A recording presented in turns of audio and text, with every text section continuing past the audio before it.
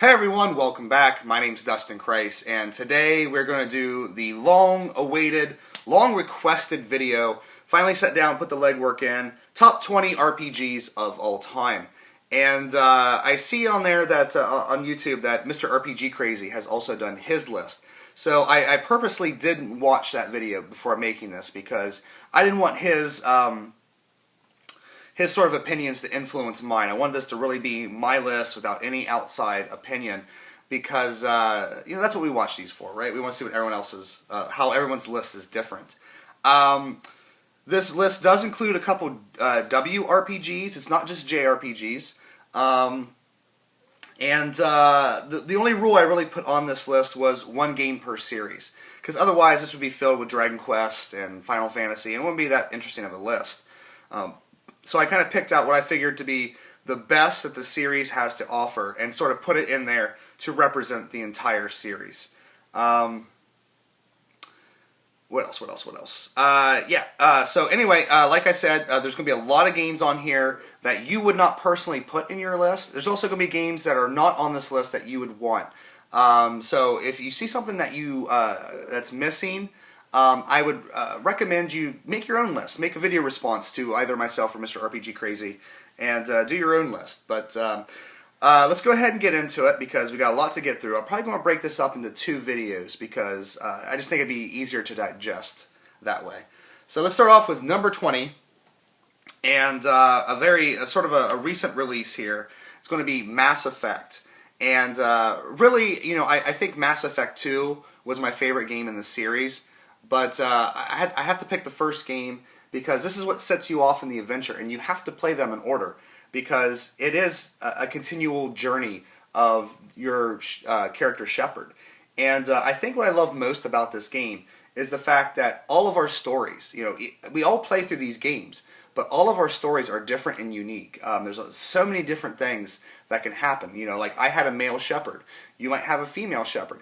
Even if you had a male shepherd, your shepherd doesn't look like mine and didn't have the same interactions with other characters that I had. Maybe in the first game I chose to have a relationship with Ashley. You might have had a relationship with someone else. You might have become more friends with other people in your party than I did. For me, Garrus was my big drinking buddy, in the game. But you might have preferred to hang out with Rex, and I think that's like really when you talk RPGs, that's really what you kind of want. You really want a game that allows you to become part of its universe and interact with it, and it really is a type of game where you can sit around and talk to people, and it's almost like talking about your own life in a way because it's such a personal journey through these games. So number 20. Mass Effect. Fantastic game. For number 19, I was kind of sitting back and thinking about it, and I was thinking, there was a war in me between 2 certain series to put on this list, and I realized that out of those 2 series, I like just one game a little bit more, and those 2 series were The Elder Scrolls and Fallout, because they share the same basic engine, same basic gameplay, and things like that. And when I really sat down and thought about it, the game that has to be number 19 to represent sort of that whole engine, the first-person RPG engine that Bethesda does, has to be Fallout 3. And yes, this is even over Skyrim because there's just nothing to sort of compare about when you walk out of that vault for the first time and the sun just blares over your eyes and everything's washed out. And then you see the wasteland as you step out into it. And as you journey through the wasteland, there was nothing like it. And this is my first Fallout game. I've since went back and played the first Fallout for a little bit. And while it was fun, it didn't grab me the same way that this did. But this is just a fantastic RPG. And again, much like Mass Effect, your story in the wasteland could be completely different than mine. You might have blown up Megaton. You might have saved the wasteland at the end. You might have destroyed it. There's so many things that you can do, and it's that changes the game. So, like I said with Mass Effect, that's really what you want out of an RPG. Like when I play Western RPGs, I want to have a completely different experience from other people. And I don't think you get that with like Fable and things like other Western RPGs because it seems they're very linear. But these types of RPGs where it's really a personal experience, I love that. So number 19, Fallout 3. And then the next game, I had a real back and forth between two games in the series, and for a long time I would have said another game was my favorite in the series. But this one, when I got the new port of it and played it, it really grabbed a hold of me, and I really found the story to be great. And that is Tales of the Abyss. This beat out Tales of Vesperia to be on this list, and it is my favorite Tales game because of the story of Luc von Fabre. And when it starts off, he's a very annoying character, very awful, whiny. You just want him to die, But as the game progresses and he sort of grows up a little bit, he really becomes a fantastic hero for the series. And the game also has my favorite Tales character of all time, and that is Tyr. There's just something about Luke and Tyr's interactions that is really, really nice, and I really enjoy it. However, this will probably be the easiest, well, maybe not. I can still find this game really easy at GameStops here in Ohio, but where you live, it might be a little harder. But I would also suggest, I would tell you to pick up this version of the game, because when you play this on the 3DS, the 3DS's battery life is just so bad that you're constantly recharging. Because I don't know about anyone else, but when I play RPGs, I play long sessions. And the 3DS's batteries, you get like 3 to 5 hours. And then it's like, well, there's that. So I would suggest you get the PlayStation 2 version so you can have longer play sessions with it. But the only thing you're really missing is the 3D. And to be honest with you, I turned the 3D off on the 3DS. So, but definitely a great Tales game. I think it has one of the more one of the more easier battle systems to get into. Kind of like Tales of Grace's F had a really easy battle system to get into. This one does as well. So definitely check out Tales of the Abyss, number 18. Now, on this list, there's one console that I think always gets overlooked, and that is the Nintendo 64. And no, I'm not talking about Quest 64. That's not on the list. But there is a game on the N64 that, for RPG players, it is a fantastic game. And it is my favorite N64 game of all time, and that is Ogre Battle 64. Now, I haven't played this since I was a kid, but when I got this as a kid, it blew my mind because, I really enjoyed RPGs. I loved them on the NES, I loved them on the Super NES, and then when I got my N64, I saw all the RPGs go to the PlayStation 1. So therefore, when this was released, I was like, finally an RPG for me, and it didn't disappoint. It's if you've played Ogre Battle on the Super Nintendo, you know what to expect from this. But it is a very fantastic game. There's not really a lot I can say on it because I haven't played it in a very long time. But when I was making my list and I saw it sitting on a shelf, I was like, that's got to be on the list because it was such a fantastic sort of strategy RPG. So, number 17. I'm forgetting the numbers already. Ogre Battle 64. Okay, now the next one. Then the next one is a hefty one. And I did a game discussion on this not too long ago, and I really had to talk about, does this game warrant the price tag on it? And until they release a digital copy of it, I'm going to say yes, but it's for really serious people only, because it is kind of a big build afoot, but whenever it gets released on a downloadable service, go out and get it, because it is a fantastic RPG and one of the most unique RPGs, and that is Panzer Dragoon Saga for the Sega Saturn. Take everything you love about the Panzer Dragoon world and just make an RPG out of it. And such an interesting battle system, a very interesting storyline that is, at the same time, it's interesting, but it's also very, what's the word I'm looking for? It's very simply told, but very fantastic. And it's a great piece to have in your collection, but at the same time, it's also a fantastic game. I feel like there's a lot of those really rare and expensive games out there that you buy them and you're like, okay, that's great, I have it, but I don't. It's not really that fun to play. But this is a fantastic game. The only real downside to it is the graphics are pretty dated by today's standard. The Sega Saturn was not a 3D powerhouse, and it really kind of shows when you look at this compared to, say, I don't want to say Final Fantasy, because this is all in 3D, whereas Final Fantasy used pre-rendered backgrounds. But it does have sort of a muddy quality to it. So maybe somewhere down the road, if Sega gets their act together, they can redo the graphics engine and just keep the gameplay the same. I don't think so, though, because I think the source code has been lost. So really, this might be the only way to ever get this game. So that's why the price tag is so high on it. So Panzer Dragoon Saga, number 16. Fantastic game. 15. And unfortunately, this is the only game I've played in the series. But it really... I have a bunch of them, but I just haven't got around to playing them. But it really made a big mark on me, and I really loved it, and can't wait to get into the rest of the series. And that is Fire Emblem Path of Radiance. Fantastic strategy RPG. Very difficult, but if you plan out what you're going to do, you can make it through this game without losing a character. I made it through the game without losing a character.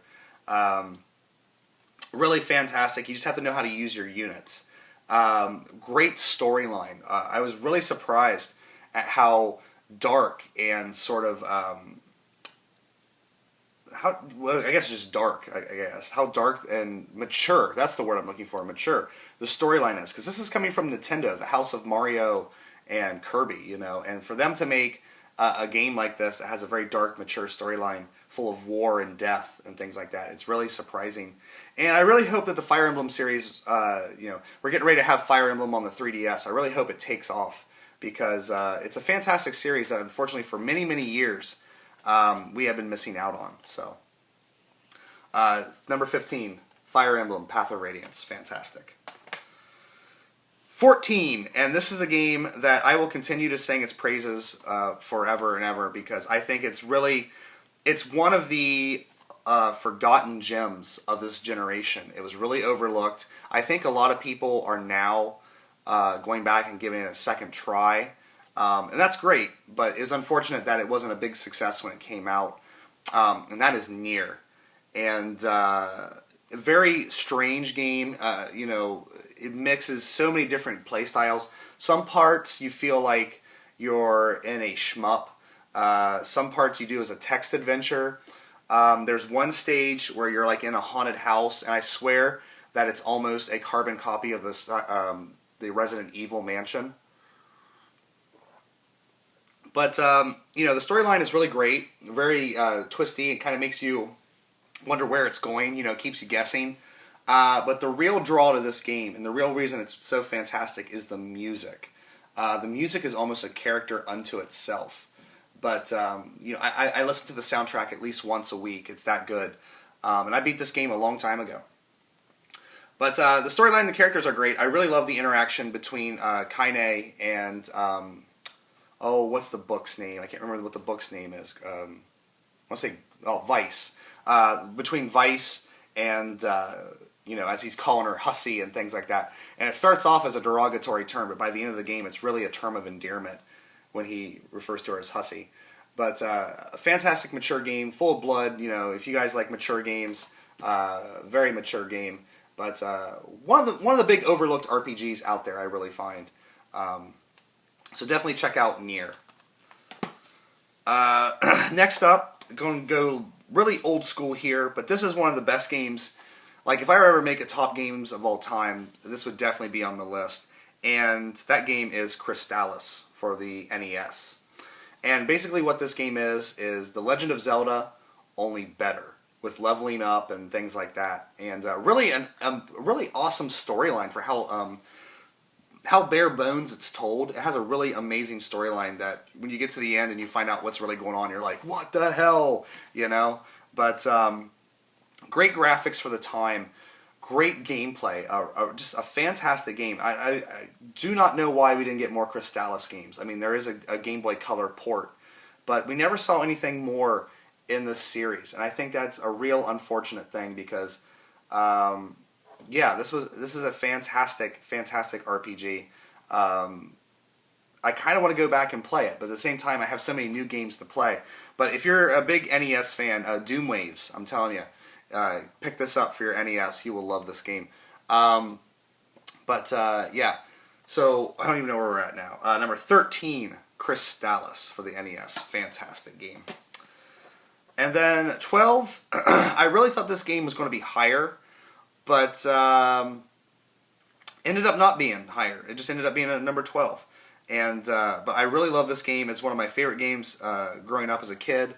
That is The Secret of Mana. And much like Nier, one of the big draws for this game is the music. Even with Secret of Mana 2 that I just played not too long ago, the music just was not as good as it was in this game. And we can go on and on about how the story is very kind of butchered and very terribly told. But I still have a lot of nostalgia for this game.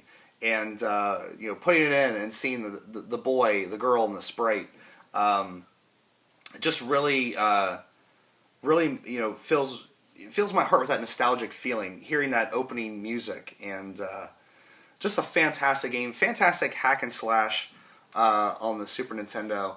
In a lot of ways, I feel that this game, in this series, back when it was simple like this, like the first 3 Secret of Manas, I really feel that it was a kind of a blueprint almost for Kingdom Hearts in a way. Because I'm playing Birth by Sleep right now, and I'm sitting there thinking like, gosh, I mean, if they just made another Secret of Mana game, but used the ideas in Kingdom Hearts, like the battle system in Kingdom Hearts, people would go nuts over it. But I don't know what Square Enix is doing. But anyway, number 12, Secret of Mana, fantastic game, great visuals. Okay storyline, but back in the day we took what we got, and but still a great game. And then finally, ending this first part of the top RPGs of all time, I had a tough decision to make between the first and second game in this series, and I just decided that I really had to go with the second game because it has everything the first game had, only a darker, more mature storyline, and that is Grandia 2. And, if you have a Dreamcast, you have to have this game. You can get it on the PS2, but that port is a bit buggy, I guess. But the Dreamcast port plays like a dream, and it's just a fantastic game. I played Grandia 1, and I kind of knew what to expect when I went to Grandia 2, but it really blew me away with its storyline, and I think I talked in my game discussion video about the epicness of Grandia 2, and it really is very epic game. And sadly, I think Grandia is one of those series that has just been kind of forgotten.